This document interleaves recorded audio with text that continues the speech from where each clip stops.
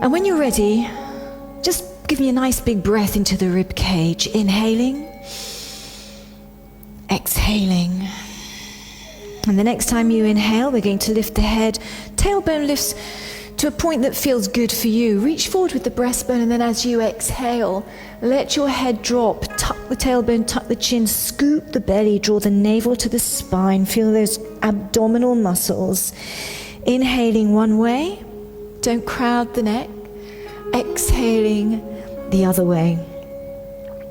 Give me a few more just like this. So we're just starting to loosen out the spine, start to warm up the back muscles, warm up the abdominal muscles, and stretch all of those muscles out as well. And try and get the fluidity of movement. So precision, fluidity of movement. Just check for any tense areas in the body. Let them go.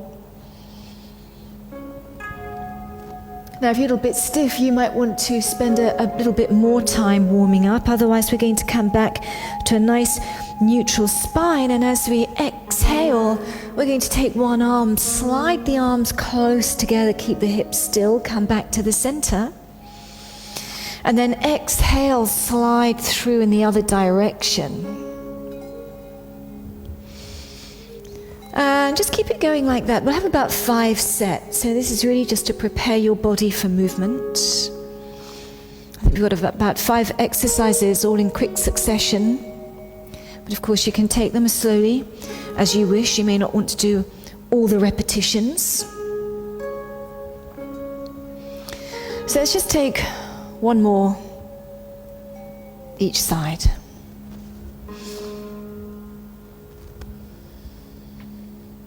Okay.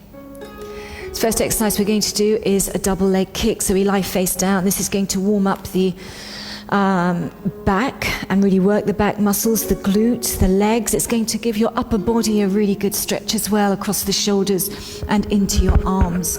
So remember that pelvic tilt. Push the pubic bone down. Let's have the legs fairly close together. Pubic bone pressing down, navel drawing right back, core muscles engaged. Inhale to prepare, and as we exhale, stretch your legs. That's your starting position. Inhale to prepare, and as we exhale, stretch the arms back. Watch your shoulders and elbows. Inhale, coming down. As we exhale, we squeeze, little kicks, and stretch as we inhale. Exhaling. Now keep pressing down through the pubic bone. Keep your core muscles engaged. Smoothly down as we inhale. Exhale. And stretch. Reach for the wall there. So we're just going to take 5 sets. We've got 3 more to go. Watch the neck. When your head comes up, watch that you don't create tension into your neck. You want to check, especially when the upper body comes up, that you're not pushing the belly out. Exhaling. Reach forward with the crown of the head, coming down. And then little kicks. Keep those legs inside the width of the hips. And smoothly down. And one more. So let's have just one last set. Coming down, and then a kick, and release. Bring your hands by your ribs. Now for the side bend, which is our next exercise, you can come down onto your forearm. You can go through any of the variations you would have learned in the complete mat work series. Otherwise, I'm going to start right here, and I'm going to move my hand in a little bit closer, and I turn to the side, and my arm is up.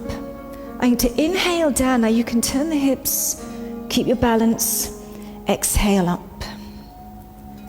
We're going to inhale down.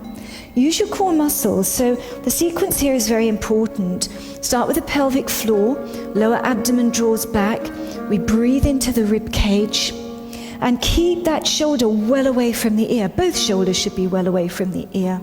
We're just going to have 2 more for now. And stretch up. And then one last one, getting ready for hip circles. So working the side of the body there, external obliques. And then from there, sitting down. The arms don't do work here. They're just there to help keep you balanced. Let's start with the knees bent. Let's lift the breastbone. Inhale to prepare. And as we exhale, stretch your legs. If you can't keep the legs straight, do it with bent legs. Lift the breastbone, crown of the head reaching for the ceiling. Give me a circle one way. Really plant those hands. And then give me another circle the other way. Very much abdominal muscles and core. The longer the hamstrings are, of course, the straighter your legs will be. If you start to feel it in the lower back, you need to stop. Otherwise, we're going to do 3 in each direction.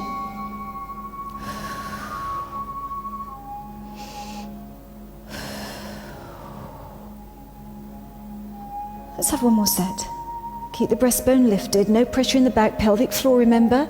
Lower belly draws back, core muscles engaged throughout. And when you've done your last one, we release and we're ready to come up into our side bend on the other side. So bringing yourself up, stay on your forearm if you need to, keep that lower knee down if you need to.